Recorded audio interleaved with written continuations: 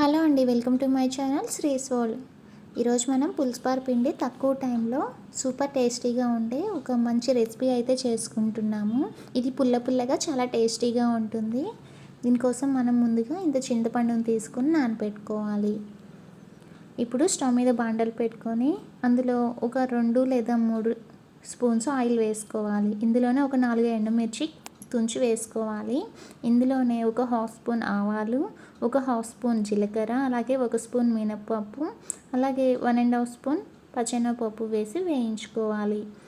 ఇందులోనే 2 రెమ్మలు కరివేపాకు కూడా వేసుకొని వేయించుకోవాలి. ఒక 7-8 జీడిపప్పు వేసుకుందాము. అలాగే నిలువుగా కట్ చేసి పెట్టుకున్న ఆనియన్స్ వేసుకోవాలి. దీంట్లోనే ఒక 5 అలాగా పచ్చిమిర్చి కట్ చేసి వేసుకోవాలి. ఇవి వేగేలోపు మనం చింతపండు రసం అయితే రెడీ చేసి పెట్టుకుందాము. ఇందులోనే కొంచెం పసుపు కూడా వేసుకుందాము.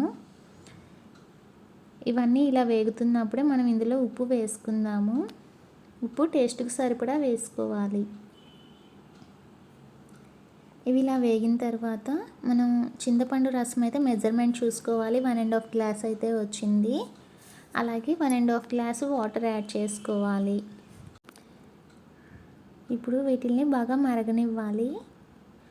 ఇవి మరిగేలోపు మనం బియ్యం రవ్వ అయితే 1½ గ్లాస్ అయితే మెజర్మెంట్ తీసి పక్కన పెట్టుకుందాము.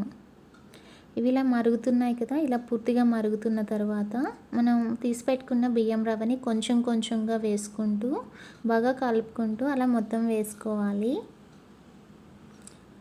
ఇలా మొత్తం వేసుకున్న తర్వాత మనం దీన్ని ఉడకనివ్వాలని మీడియం ఫ్లేమ్లో ఉంచి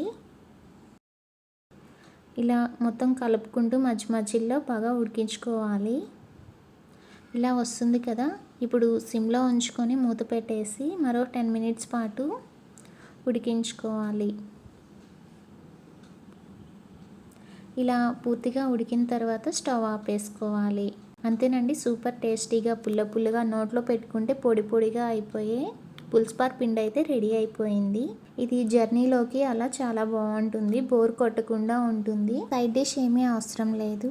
టేస్ట్ అయితే చాలా బాగుంటుంది. ఈ వీడియో మీకు నచ్చినట్లయితే లైక్ చేయండి, ఫ్రెండ్స్ అండ్ ఫ్యామిలీ మెంబర్స్కి షేర్ చేయండి. అలాగే మా ఛానల్ని సబ్స్క్రైబ్ చేసుకోండి. Thank you for watching.